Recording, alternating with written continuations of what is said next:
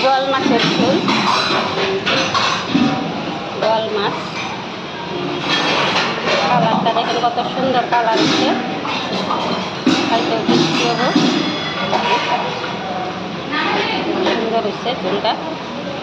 আর এইদিকে আছে হলো এই যে কাতলা মাছের ঝোল। এটা লোকেল রুই, কাতলা না, লোকেল রুই মাছের ঝোল। রুই মাছ, যেটা হলো কাতলা মাছ, কাতলা মাছের ঝোল।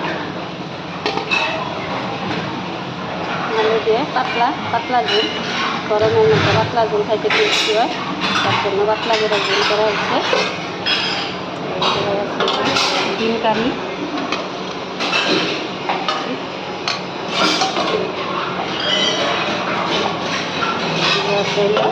Local chicken,